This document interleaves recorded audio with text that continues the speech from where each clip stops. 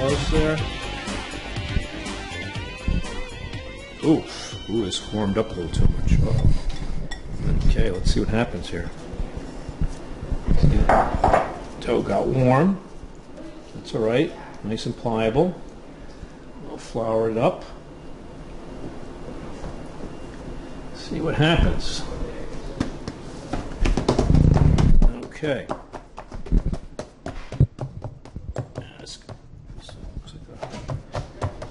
Yeah, I did everything by eye, so when I divided my big ball of dough, I can tell this is a smaller piece than the other pizza we have made. But that's all right. We'll just stretch it out. It doesn't have to be as big. Okay. I'm going to keep this one a little more floured just because I can tell it's sticky. It's got a weird crease in it too, but that'll cook out, I hope.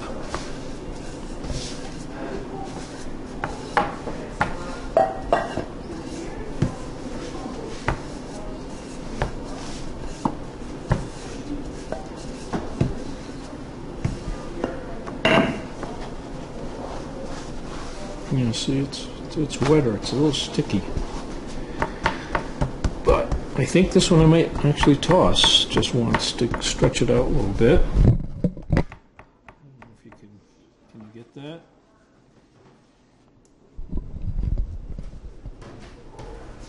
Okay.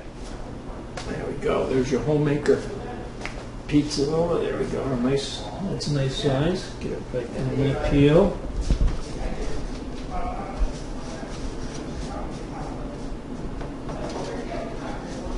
What kind of pizza are we making, John? This is the pesto pizza. Very interesting. As you'll see, give that little shake. It's not sticking.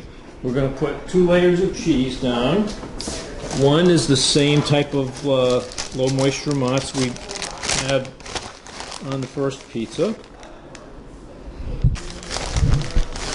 And really that's all you do to cook it. You put 2 layers of cheese down. You bake the pie. When you take it out, as you'll see, you put pesto on it and you kind of spread it over the top of the cheese. That's a little tricky. You got to heat up a little bit, but the pesto, because it has oil in it, will rapidly become fairly pliable, not really liquidy, but more like a nice smooth paste. And then we'll top it off with some toasted pignoli nuts and some more Parmesan.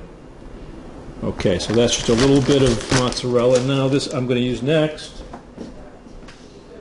This is imported Italian grated Fontina cheese. Rather strong for some people, but I love the taste myself.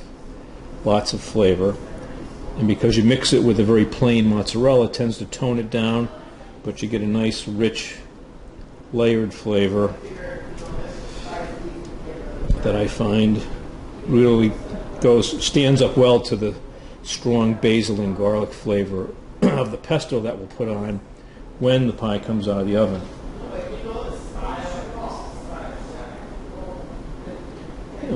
And that's pretty good there. I think we'll stop there. That's enough. Give it another shake. Make sure it's loose.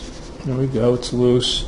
Ideally, sometimes, I'm not going to do it now because of the dough, you can brush the outside with olive oil, but I don't think we need it tonight. I want to get it right into the oven, so here we go.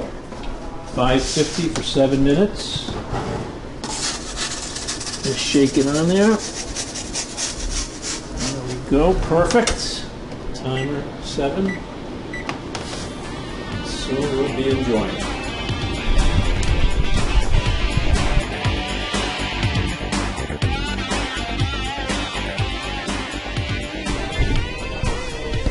Okay, here we go. Pesto pizza. Out of the oven. There's your Fontina and mozzarella. Piping hot, as you can see. And this is the tricky part.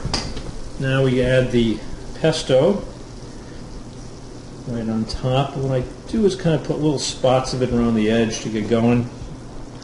And then I'll spread them closer to the center as it warms up.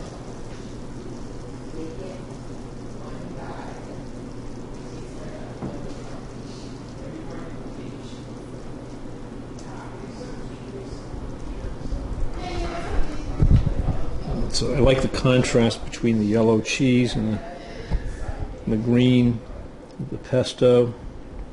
And of course, pesto is just a great flavor with that Parmesan and basil, olive oil, garlic. A few of my favorite things.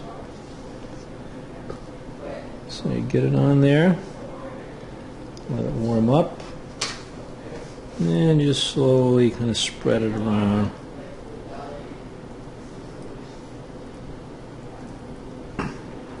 You can see it starts to spread and cover the whole top.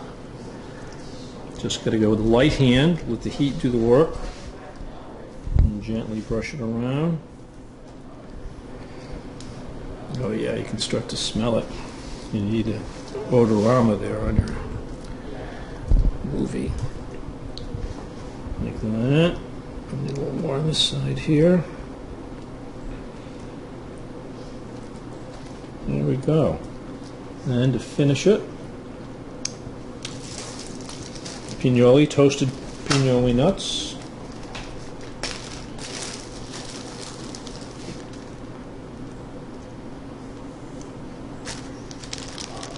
And you could put these on before the Parmesan or after, doesn't really matter. Sometimes I do both because I really like toasted pine nuts.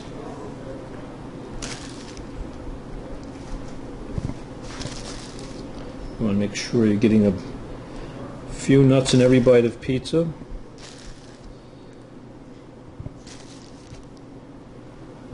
Oh, that's pretty good.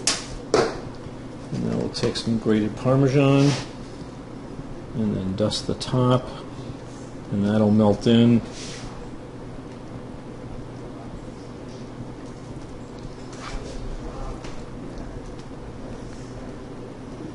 Yeah, I can smell it. Yeah, can't you smell the basil and garlic and melting all cheeses? The flavors are dancing with each other. You bet. And there you go. Then you let it heat up for a second. Round two. Okay, thanks, John. You're welcome, Albert. Pesto Pizza.